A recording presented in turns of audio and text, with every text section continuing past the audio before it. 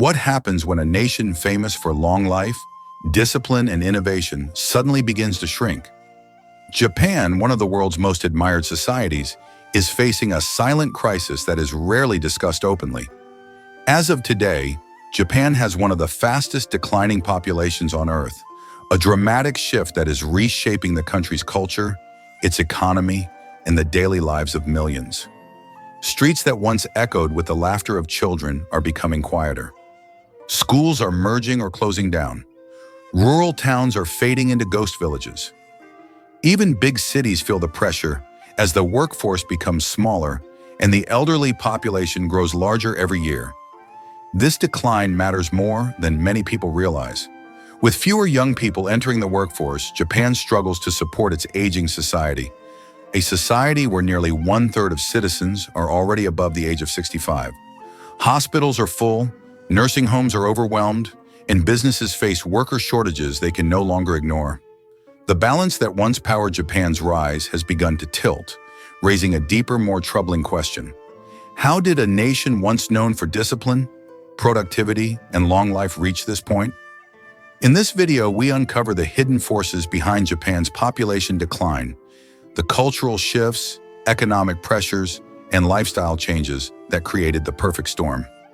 If you want to understand Japan beyond the headlines and discover the truth behind one of the biggest demographic challenges in modern history, make sure you watch this video to the end. And don't forget to subscribe for more powerful insights like this. Let's take you down the aisle. Chapter 1: The Aging Society. Japan is known around the world for its long life expectancy, and in many ways it is a remarkable achievement. People here regularly live well into their 80s and 90s, thanks to a powerful combination of healthy diets, strong healthcare systems, low crime rates, and a culture that encourages constant movement, even in old age. It's common to see elderly Japanese citizens taking morning walks, gardening, cycling, or practicing gentle exercises like radio calisthenics in local parks. These habits, passed down through generations, have helped Japan build a society where longevity is the norm, not the exception. But this extraordinary strength has created a new and complicated challenge. Today, nearly 1 in 3 people in Japan is age 65 or older, making it the oldest population in the world. The issue isn't that people are living too long, it's that too few people are being born to keep the population balanced. For decades, the birth rate has steadily declined. Young couples are having fewer children, and some are choosing not to have any at all. As a result, there simply aren't enough young people entering the workforce to replace the large number of retirees leaving it. This demographic shift has created an imbalance that affects every corner of Japanese society. With more retirees than workers, the pressure on the economy increases. There are fewer hands to support key industries, fewer taxpayers to fund social services, and more elderly individuals who need medical care and long-term support. Japan now faces the difficult task of caring for a rapidly growing senior population while managing a shrinking younger generation. In many ways, this aging society is the foundation of Japan's population crisis, and the ripple effects are only just beginning to show. Chapter 2: Low Birth Rate and Changing Lifestyles. Japan's declining birth rate didn't happen overnight. It grew out of a quiet lifestyle revolution that has reshaped how young people think about marriage, family, and the future. Today, more couples are marrying later, and many aren't marrying at all. In a country once built around strong family traditions and clearly defined gender roles, this shift is dramatic. Young adults now prioritize stability, personal freedom, and career development over early marriage. And this choice has left a deep mark on Japan's population curve. The rising cost of living adds even more pressure. Japan's major cities, Tokyo, Osaka, Yokohama, are famous for opportunity, but they're also famous for cramped apartments and high expenses. Many couples simply feel they don't have the space or financial security to raise children. A tiny one-room apartment barely has room for 2 adults, let alone a baby. Add long work hours and limited personal time, and the idea of raising a family becomes even harder to imagine. At the same time, personal priorities have shifted. A growing number of young Japanese value independence, hobbies, and self-discovery. They want to explore life before settling down, and many don't want to sacrifice their freedom to the traditional expectations of marriage and parenting. For women especially, the decision is even more complex. Japan has more opportunities for women than ever before, but combining a serious career with motherhood is still extremely challenging. Childcare support remains limited, companies often expect long hours, and many women fear that having children could halt their professional growth. Faced with this difficult choice, many delay motherhood or decide against it entirely.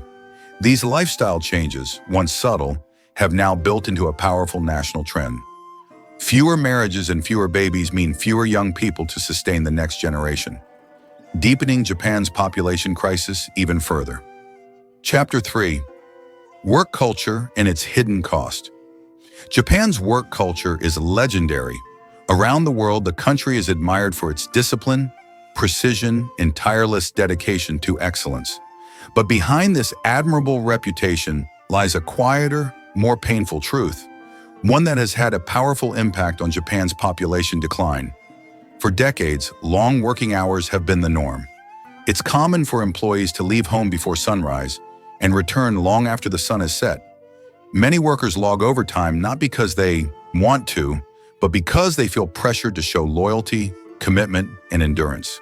In this environment, there is little time left for personal life, relationships, or raising a family. The result is a generation of workers who feel exhausted, burnt out, and emotionally drained.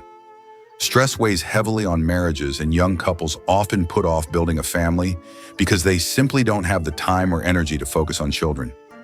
Dating becomes difficult, maintaining relationships becomes harder, and starting a family becomes almost impossible for many. Corporate expectations also play a major role. In many companies, taking long parental leave or even leaving early to pick up a child is frowned upon. Workers fear judgment or career setbacks if they prioritize family over work. This silent pressure discourages many from even considering parenthood. Japan's dedication to work, once the engine of its economic miracle, has created an unintended consequence. A society where starting a family feels like an overwhelming challenge rather than a natural next step. The very values that helped Japan rebuild after the war, discipline, endurance, and loyalty, are now contributing to a generation with less time, less rest, and fewer opportunities to grow a family. In this way, Japan's powerful work ethic, while admirable, has become one of the hidden forces driving its population decline. Chapter 4. Urban versus rural decline. Across Japan, a quiet divide is deepening, one that separates the bright lights of modern cities from the fading silence of rural towns. While bustling places like Tokyo, Osaka, and Fukuoka continue to grow, small towns and mountain villages are slowly emptying out, losing not only people but pieces of their identity. For decades, young people have moved to the big cities in search of better jobs, higher salaries, and modern lifestyles. Cities offer convenience, technology, social opportunities, and careers that rural areas simply can't match. But as the young leave, the people who remain in the countryside are mostly elderly. Slowly, the balance tips, and villages that were once filled with families, festivals, and children's laughter begin to age and shrink. The consequences are heartbreaking. Schools close because there aren't enough children. Local shops shut down after decades of serving their communities. Farmlands go untended. Public transportation is reduced or completely removed. Entire neighborhoods become rows of empty houses, their windows dark, their gardens overgrown. This is how Japan's ghost village phenomenon emerges.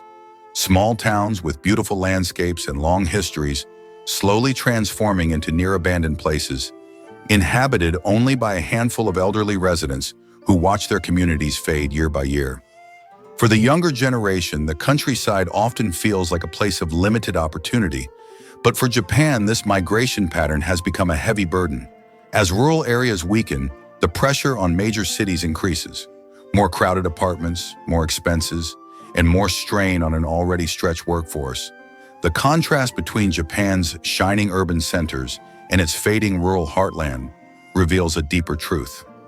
A nation's population doesn't just decrease, it redistributes. And the places left behind tell the most emotional part of the story. Chapter 5. Economic Pressures on Young People. For many young people in Japan, the decision to start a family isn't just emotional, it's financial. And today, those finances paint a difficult picture. Wages in Japan have barely grown in over 3 decades, even as the cost of almost everything else, food, transportation, utilities, rent, continues to rise. This widening gap between income and expenses leaves young adults feeling squeezed, cautious, and unsure about their future. Temporary and unstable employment adds another layer of pressure. Instead of long-term, secure jobs, many young Japanese work on short contracts or part-time positions with limited benefits. With no guarantee of stable income, planning for a child or multiple children feels risky. Many fear they won't be able to provide a stable home, and the uncertainty keeps them delaying marriage or parenthood. Housing is another major challenge. In major cities, apartments are extremely expensive, and even small units consume a large portion of monthly income. Upgrading to a slightly bigger home suitable for a baby can double a couple's rent. And buying a house? For many, it feels like an impossible dream. Then comes the cost of raising a child. Childcare fees can be overwhelming, especially for families without grandparents nearby. Getting a spot in a daycare can be competitive. Education, from early schooling to university, is costly and requires years of long-term planning. Even couples who genuinely want children find themselves thinking, can we really afford it? And when they consider having more than one child, the challenges multiply. The financial weight is simply too heavy for many young families to carry. These economic pressures don't just affect individual choices, they shape the future of an entire nation. Japan's young people aren't rejecting parenthood. Many simply feel they can't afford the life they dream of. Chapter 6. A Technology and Changing Social Culture. Japan has always been a society that embraces technology, but in recent years, this digital transformation has reshaped not just the way people work, but the way they live, love, and connect. More people in Japan are living alone today than at any other time in the country's history. Single-person apartments are filled with screens, conveniences, and entertainment options that make solo living not just possible, but comfortable. This shift has quietly transformed the dating culture. Traditional dating, once centered around social outings, family introductions, and long-term commitment, has declined steadily. Many young adults now choose virtual relationships, online communities, or immersive hobbies over romantic partnerships. Video games, anime, social media, and digital entertainment offer companionship without pressure, expectations, or emotional risk. At the same time, community involvement has weakened. Older generations grew up in tightly knit neighborhoods where families knew each other. Festivals thrived, and gatherings brought people together. Today's younger generation is more private, more individualistic, and more connected to digital spaces than physical ones. Friendships are often maintained online rather than through face-to-face interaction. This shift has influenced how young people view love and marriage. What was once considered a life milestone is no longer seen as a necessity. Many now believe they can live a full, meaningful, and enjoyable life without marrying or having children. In fact, independence is often viewed as more valuable than traditional family expectations. Technology has brought convenience, connection, and endless entertainment, but it has also brought solitude. For many young Japanese adults, the digital world feels safer and more predictable than the complexities of romance and family life. And as more people choose these modern lifestyles, Japan's population decline becomes not just a demographic issue, but a reflection of a culture quietly transforming in the digital age. Chapter 7. The Immigration Question. Japan stands at a crossroads. The country needs more workers than ever before, yet it continues to maintain some of the strictest immigration policies in the developed world. This creates a difficult paradox. While the population shrinks and the workforce ages, Japan struggles to open its doors to the foreign labor that could help stabilize its future. Why is Japan so reluctant to embrace immigration? The answer lies deep in its history and culture. For centuries, Japan developed as a largely homogeneous society with a strong sense of identity, language, and tradition. Many people worry that large-scale immigration could dilute the cultural harmony that has defined the nation for generations. There is also concern about social integration, whether newcomers could adapt to Japan's expectations, its work culture, and its unwritten social rules. Despite these concerns, industries like healthcare, manufacturing, construction, and agriculture desperately need workers. Some programs have been introduced to bring in foreign trainees and skilled workers, but the process remains complex, heavily regulated, and often temporary. Foreign workers who do arrive sometimes struggle with language barriers, limited rights, and strict employment conditions, making long-term settlement challenging. The consequences of low immigration reach far beyond the labor market. With fewer workers, Japan faces slower economic growth, reduced innovation, and shrinking tax revenues. Fewer young families mean fewer future consumers, fewer entrepreneurs, and fewer contributors to social security programs that support the elderly. This creates a cycle where the economic burden grows heavier, while the number of people able to carry it grows smaller. Japan's reluctance to fully embrace immigration may preserve cultural continuity, but it also comes at a cost. As the population continues to decline, the nation must soon decide: maintain strict borders or open them enough to secure a sustainable future? Chapter 8: Government Solutions and Why They Struggle. 300 words. Japan is fully aware of its population crisis, and over the past 2 decades, the government has launched wave after wave of policies designed to encourage families to have more children. On paper, these solutions look promising. Parents receive financial incentives for each child, childcare benefits have expanded, and workplaces are required to offer parental leave. Some cities even offer housing subsidies, free preschool programs, and monthly allowances to support young families. Yet despite these efforts, the birth rate continues to fall. The reality is that policy alone cannot overcome the deeper cultural and economic pressures shaping Japanese life. Even with subsidies, many young couples feel that raising a child is simply too expensive. Housing remains costly, daycare slots are limited, and long work hours often make parenting feel like an overwhelming responsibility. Financial support helps, yes, but it does not solve the root issue. Young people do not feel secure enough or free enough to start families. Cultural expectations also play a major role. In many households, mothers are still expected to handle most childcare duties, even when they work full-time. The pressure to balance career and family pushes many women to delay motherhood or avoid it altogether.